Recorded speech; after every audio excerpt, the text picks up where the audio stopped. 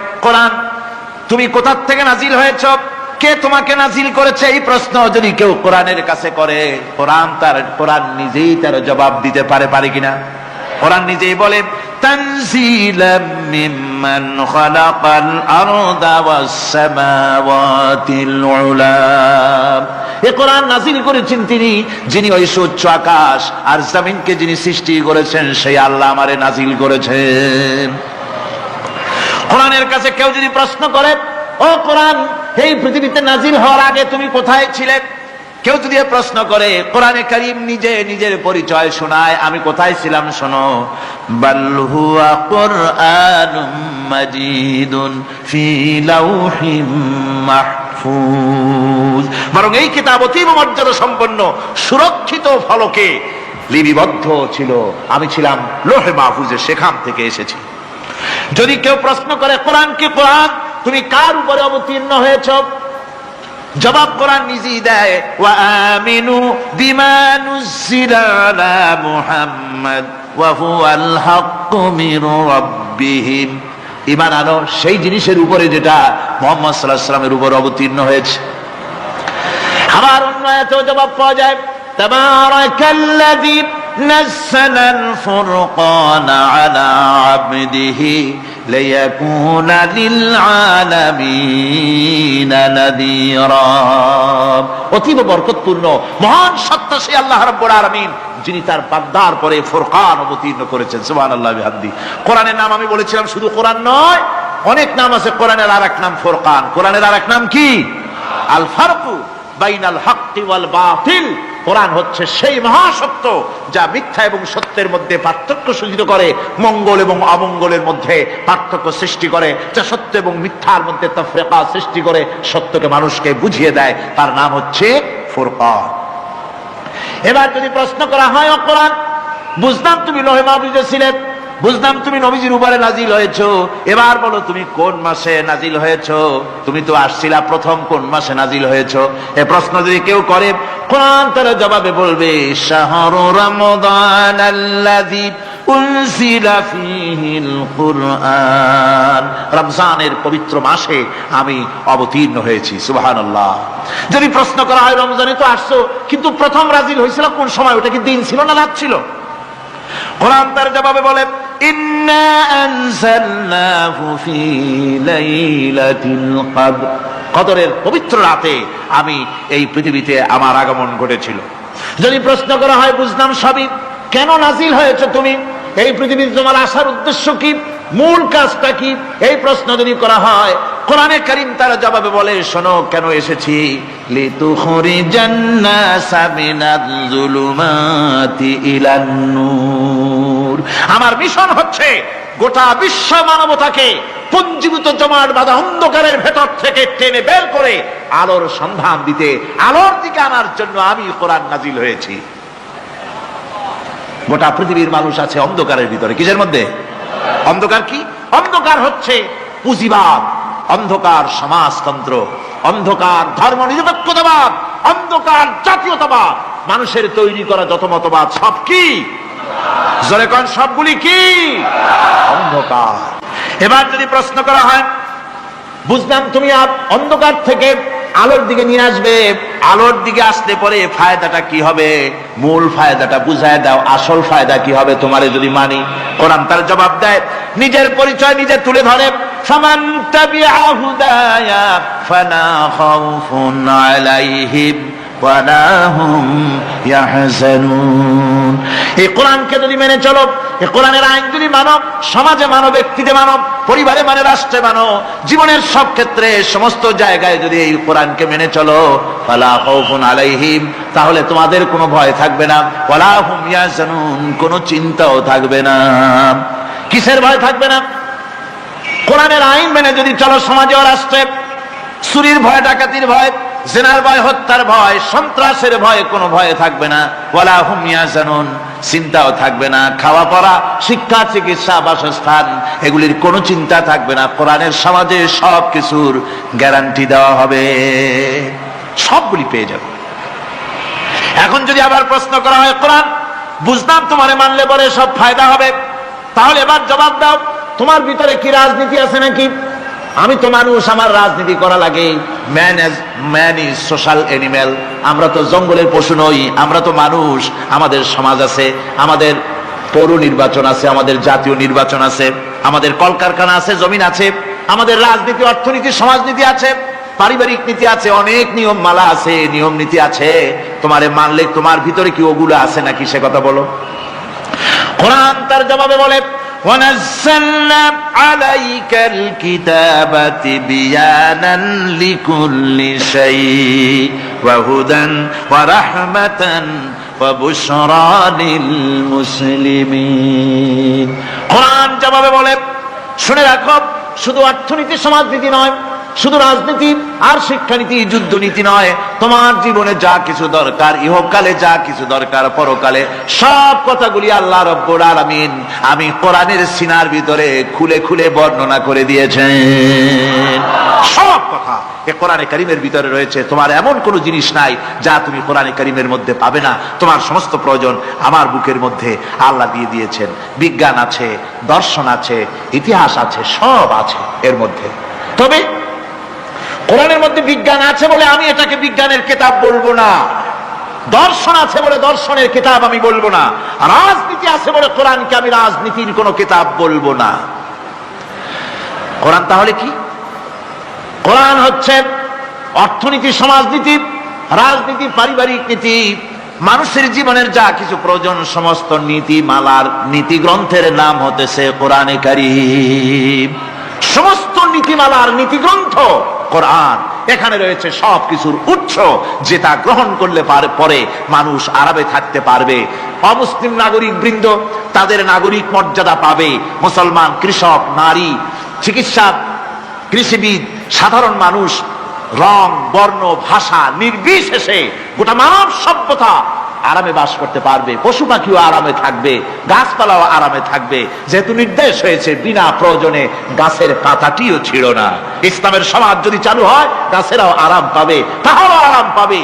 আল্লাহ রাব্বুল আলামিন বলেন, তিনি সেই আল্লাহ যিনি উম্মীদের ভিতরে তার নবীকে, রাসূলকে প্রেরণ করেছেন, মুহাম্মদ সাল্লাল্লাহু আলাইহি ওয়াসাল্লামকে প্রেরণ করেছেন, যিনি তাদেরকে আল্লাহর কিতাব পড়ে শোনাবেন এবং তাদেরকে হিকমত, বিজ্ঞান শিক্ষা দিবেন আর তাদের মন মগজকে পরিশুদ্ধ করবেন। এই জন্য আল্লাহ রাব্বুল আলামিন তাকে দুনিয়ায় পাঠিয়েছেন। তার দায়িত্ব ছিল আল্লাহর কিতাব পড়ে শোনাবে। হুজুর সাল্লাল্লাহু আলাইহি ওয়াসাল্লাম তো পড়তে জানতেন না। কোরআন শরীফ যখন নাজিল হতো, হুজুর সাল্লাল্লাহু আলাইহি ওয়াসাল্লাম মুখস্থ করার জন্য খুব তাড়াহুড়ো করতেন, জিহ্বা খুব বারবার নাড়াচাড়া করতেন, যাতে করে কোনো আয়াত বাদ না পড়ে যায়।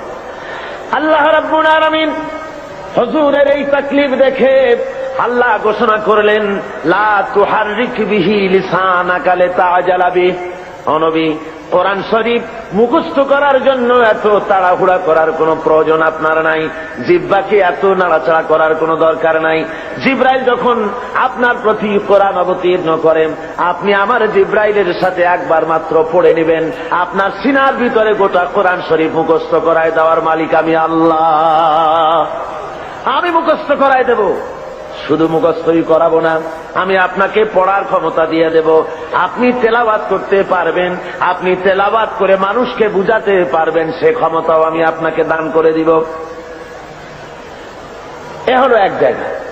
2 নম্বরে আর এক জায়গায় আল্লাহ রসুলকে বলছেন, মুনাফিক এবং দুর্বল চিত্ত লোক যারা, তাদের এই অনুমতি দেওয়ার জন্য যে মুহাম্মদ সাল্লাল্লাহু আলাইহি সাল্লামকে আমি তোমাদের মধ্যে পাঠিয়ে দিয়ে তোমাদের প্রতি আমি বিরাট এহসান করেছি। আমি তোমাদের জন্য বিরাট এহসান করেছি যে নবী তোমাদের মধ্যে আমি পাঠিয়েছি। কোরআনে কারীম বলতেছেন এই কথাটি এভাবে, ওয়ালাম লাকাদ মান্নাল্লাহু আলাল মুমিনিনা ইয বা'আসা ফীহিম রাসূলাম মিন আনফুসিহিম ইয়াতলু আলাইহিম আয়াতিহি ويزكيهم ويعلمهم الكتاب والحكمة। আমি আল্লাহ রাব্বুল আলামিন মুমিনদের উপরে যথার্থ অনুগ্রহ করেছেন। আল্লাহ মুমিনদের প্রতি যথার্থ অনুগ্রহ করেছেন যে তিনি মুমিনদের ভেতরেই আল্লাহ রাব্বুল আলামিন মানুষের মধ্য থেকে একজন পয়গম্বর পাঠিয়েছেন এবং তাকে দিয়ে কিতাব শিক্ষা দিয়েছেন, তাদের ব্রেনকে, তাদের মন মগজকে পরিশুদ্ধ করেছেন এবং তাদেরকে কিতাব এবং হিকমত শিক্ষা দিয়েছেন। তৃতীয় আরেকটি জায়গায় আল্লাহ বলেন, কামা আরসালনা ফীকুম রাসূলাম মিনকুম ইয়াতলু আলাইকুম আয়াতিনা ওয়া ইউযাক্কিহিম ওয়া ইউআল্লিমুকুম মা লাম তাকুনু তা'লামুন। নবীকে পাঠিয়েছি তোমাদের জন্য এই জন্য যে তিনি তোমাদের কিতাব শিখাবেন, তিনি তোমাদের হিকমত দিবেন, তিনি তোমাদের বিজ্ঞান চর্চা করাবেন, তিনি তোমাদেরকে মগজ, তোমাদের ব্রেন পরিশুদ্ধ করবেন এবং তোমাদেরকে সেই কথা জানাবেন যে কথা তোমরা জানো না।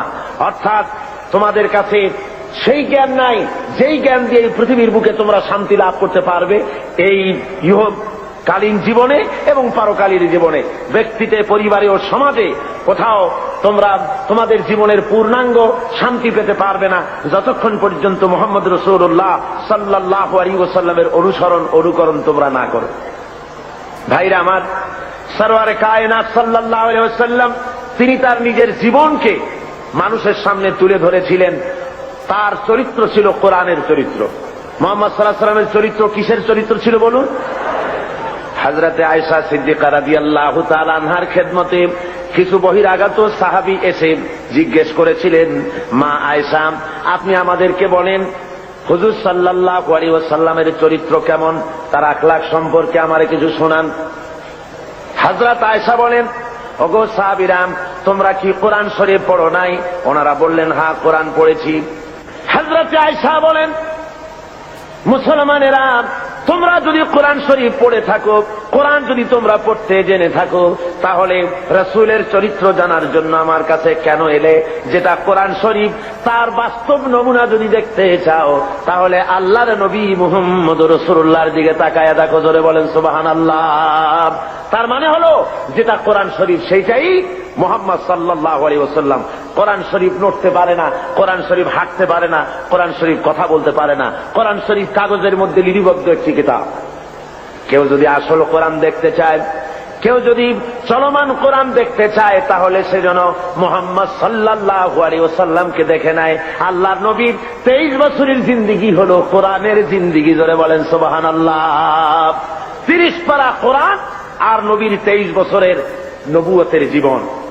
হুজুর সাল্লাল্লাহু আলাইহি ওয়াসাল্লাম, আল্লাহ রাব্বুল আলামিন তার প্রসঙ্গ উল্লেখ করতে গিয়ে আল্লাহ বলেছেন যে তিনি শুধুমাত্র একজন নবী ছিলেন না, সাথে সাথে নবুয়তের দায়িত্ব তিনি পালন করেছেন এবং তিনি হারাম এবং হালালের বিধান শুধু কোরআন শরীফেই করা হয়নি, মুহাম্মদ সাল্লাল্লাহু আলাইহি ওয়াসাল্লামকেও পাওয়ার দেওয়া হয়েছে হালাল এবং হারামের বিধান তিনিও নির্ধারণ করার ক্ষমতা আল্লাহ তাকেও দিয়েছেন।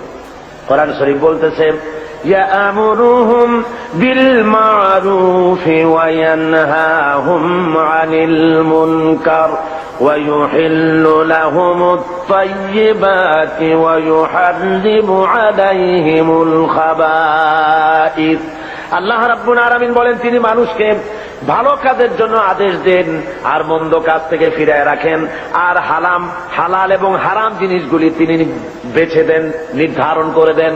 সুতরাং কোরআন শরীফের মধ্যে হালাল হারামের বিধান আল্লাহ যা দিয়েছেন এখানেই শেষ নয়, মুহাম্মদ সাল্লাল্লাহু আলাইহি ওয়াসাল্লামকেও আল্লাহ রাব্বুল আলামিন লেজিসলেটিভ পাওয়ার তাকেও দান করেছেন, অর্থাৎ আইন তৈরি করার তিনি শারেঈ ছিলেন, শরীয়ত প্রণয়নকারীও ছিলেন। জোরে বলেন সুবহানাল্লাহ। বিরাট ক্ষমতা আল্লাহ তাকে দান করে দিয়েছিলেন। মুহাম্মদ আল্লাহর কথা মানা যেমন ফরজ, মুহাম্মদ সাল্লাল্লাহু আলাইহি ওয়াসাল্লামের কথা মানা সুন্নত না নফল? বলেন তো কি? আপনারা তাহলে নিশ্চয়ই বুঝতে পেরেছেন। মুহাম্মদ সাল্লাল্লাহু আলাইহি ওয়াসাল্লামের কথা মানা শুধু নফল নয়, সুন্নত শুধু নয়, বরং আরো বেশি। আল্লাহর কথা মানা যেমন ফরজ, মুহাম্মদ সাল্লাল্লাহু আলাইহি ওয়াসাল্লামের কথা মানা তেমন ফরজ। কেমন করে হলো তা? হয়েছে এইভাবে, আল্লাহ রাব্বুল আলামিন তিনি ঘোষণা করেছেন, ওয়ামা আতাকুমুর রাসূলু ফাখুযুহু ওয়া মা নাহাকুম আনহু ফান্তাহু। তোমাদের রাসূল তোমাদের জন্য যা আনয়ন করেছেন, তিনি যা তোমাদেরকে দিয়েছেন তা তোমরা গ্রহণ করো, আর যা নিষেধ করেছেন তার থেকে তোমরা ফিরে থাকো। তার অর্থ হলো মুহাম্মদ সাল্লাল্লাহু আলাইহি ওয়াসাল্লাম যা আদেশ করেছেন তা মানা ফরজ।